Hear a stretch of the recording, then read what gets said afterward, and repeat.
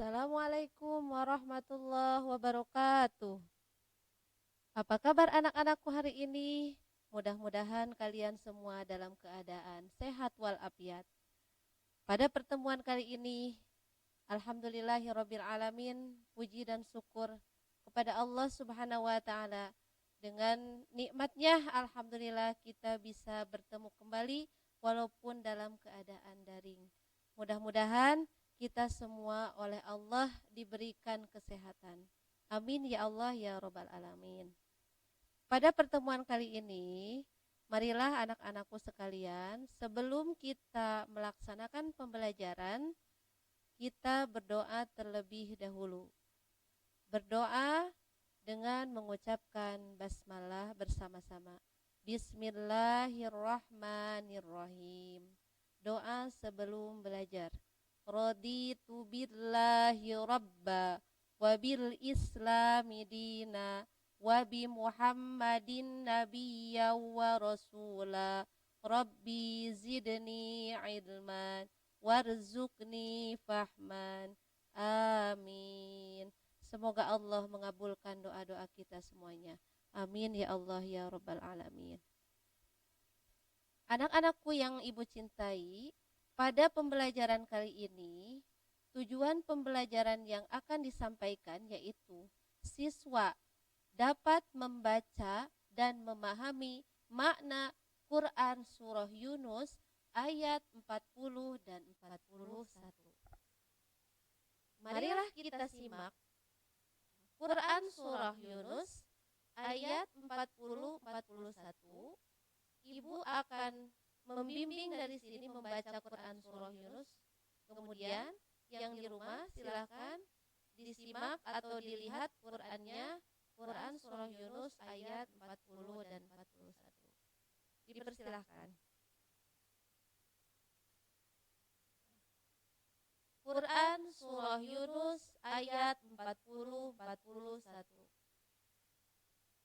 A'udzu billahi minasy syaithanir rajim. Bismillahirrahmanirrahim. Wa minhum may yu'minu bihi wa minhum man la yu'minu bihi. Wa rabbuka a'lamu bil mufsidin. Wa in kadzabuka faqul li amali wa lakum amalukum antum bari'una mimma a'malu wa ana bari'um mimma ta'malun. Shadaqallahul adzim. Nah, di sini anak-anakku sekalian telah kita baca Quran Surah Yunus ayat 40-41. Selanjutnya kita memahami makna dari Quran Surah Yunus ayat 40 dan 41 secara perkata. Boleh dilihat. A'udzu billahi minasyaitonir rajim. Bismillahirrahmanirrahim. Wa minhum, dan di antara mereka, may yu'minu, ada orang-orang yang beriman, bihi, kepada Al-Quran. Wa minhum, dan ada di antara mereka, man la yu'minu, ada juga orang yang tidak beriman, bihi, kepada Al-Quran. Wa rabbuka, dan Tuhanmu, a'lamu, maha mengetahui, bil mufsidin, terhadap orang-orang yang berbuat kerusakan. Wa in kadzabuka, dan jika mereka mendustakanmu, Fakul, maka katakanlah, li amali, untukku pekerjaanku, walakum amalukum, dan untukmu pekerjaanmu. Antum bariuna, kamu berlepas diri, mimma a'malu, terhadap apa yang aku kerjakan. Wa ana bariun, dan aku pun berlepas diri, mimma ta'malun, terhadap apa yang kamu kerjakan. Quran Surah Yunus ayat 40 sampai 41. Shadaqallahul Adzim. Maha benar Allah dengan segala firman-Nya. Itulah anak-anakku sekalian, makna dari Quran Surah Yunus ayat 40-41. Yang insya Allah minggu depan akan dibahas bagaimana kajian ayat tentang Quran Surah Yunus ayat 40-41. Akan tetapi anak-anakku sekalian, pada kesempatan kali ini Ibu akan membahas sedikit dari tajwid, hukum tajwid yang terdapat di dalam Quran Surah Yunus. Kita lihat di kalimat humma. Ini ada mim sukun menghadapi mim. Yang kedua, mayu, nun sukun menghadapi ya. Yang ketiga, wa minhumma, mim sukun menghadapi mim. Keempat, malla, nun sukun menghadapi lam. Fakulli, yang selanjutnya adalah lam sukun menghadapi lam. Dan yang terakhir, bari ummimma, tanwin doma menghadapi mim. Kalau kita amati apa yang telah tadi Ibu sampaikan di sini tentang hukum tajwidnya, itu semua berkaitan dengan idgham. Akan tetapi idghamnya berbeda-beda. Yang pertama kita lihat ada hukum nun sukun dan tanwin. Ya, di sini hukum nun sukun dan tanwin itu ada dua.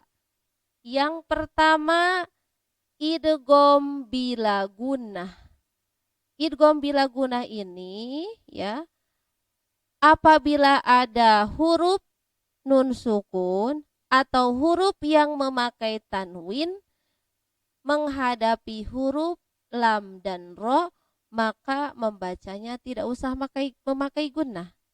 Contoh, di sini ada kalimat la yu'minu bih. Nah, ini ada nun sukun menghadapi lam. Itu dinamakan idgham bila gunnah. Paham ya sampai di sini? Yang kedua, hukum nun sukun dan tanwin menghadapi ya, nun, mim, wawu.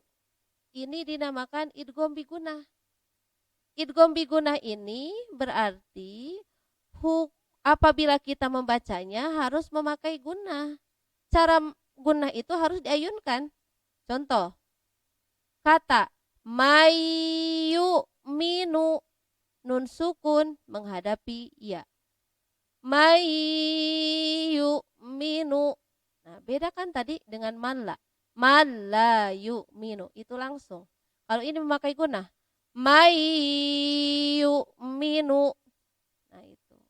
Contoh yang lain dari tanwin. Nah, ini ada bari mimma. Di sini ada tanwin domah menghadapi huruf idgham bigunnah yaitu huruf mim. Ini dinamakan idgham bigunnah, harus memakai gunnah ya membacanya. Bari mimma. Nah, seperti itu. Itu adalah hukum nun sukun dan tanwin. Yang selanjutnya ada idgham misli. Nah, yang sering kita sebut idgham mimi. Nah, apa itu idgham misli? Idgham misli itu apabila ada mim sukun menghadapi huruf mim lagi. Itu dinamakan idgham misli. Contoh, di surah Quran surat Yunus ayat 40-41 ada kata wa minhum ma. Nah, ini ada mim sukun menghadapi mim hidup ya. Jadi itu dinamakan mim idgham misli. Cara membacanya sama dengan idgham biguna. Wa minhum ma, wa minhum ma. Ya, paham ya sampai di sini. Itu idgham misli atau idgham mimi. Yang selanjutnya ada idgham mutamasilen. Ya, idgham mutamasilen itu idgham yang bagaimana? Idgham yang apabila ada bersanding dua huruf yang sama. Samanya dalam hal apa saja? Di dalam makhrajnya, di dalam sifatul hurufnya, mereka ya bersanding, maka membacanya harus idgham mutamasilen. Contoh mana? Ada ini. Ini adalah contoh dari yang ada di Quran surah Yunus ayat 40-41. Cara membacanya, fakulli, langsung kan, tidak memakai guna ya. Fakulli, lam sukun menghadapi lam. Berarti ini lam, ini lam. Nah, ini yang dinamakan idgham mutamasilen. Ada lagi contoh yang lain. Ada nih. Idrib bi'asakal hajar. Idrib bi'asakal hajar. Ba sukun menghadapi ba lagi. Itu kan sama di dalam makhorijul huruf dan di dalam sifatul hurufnya. Yang ketiga, contoh yang ketiga yaitu walaqad dakhalu. Walaqad dakhalu, dal sukun menghadapi dal, sama ya, sama hurufnya, sama sifatul hurufnya, sama makhrajnya. Kemudian mereka saling bertemu. Nah, ini dinamakan idgham mutamasilen. Nah, itu sekilas tentang penjelasan idgham yang terdapat di dalam Quran surah Yunus ayat 40 dan 41. Ya, untuk itu anak-anakku sekalian, ya, untuk supaya kita bisa melatih diri kita menerapkan hukum idgham yang telah Ibu sampaikan tadi, silakan di rumah ketika kita membaca Al-Qur'an cari mana yang dinamakan idgham biguna, mana yang disebut idgham bilaguna, idgham misli ataupun idgham mutamasilen. Itu ya anak-anakku sekalian. Mungkin itu saja yang dapat Ibu sampaikan untuk pertemuan kali ini. Mudah-mudahan apa yang Ibu sampaikan ini paham, dapat dipahami dan dapat dipelajari di rumah. Semoga ilmu yang disampaikan oleh Ibu bermanfaat. Kita tutup pertemuan kali ini dengan membaca Alhamdulillah.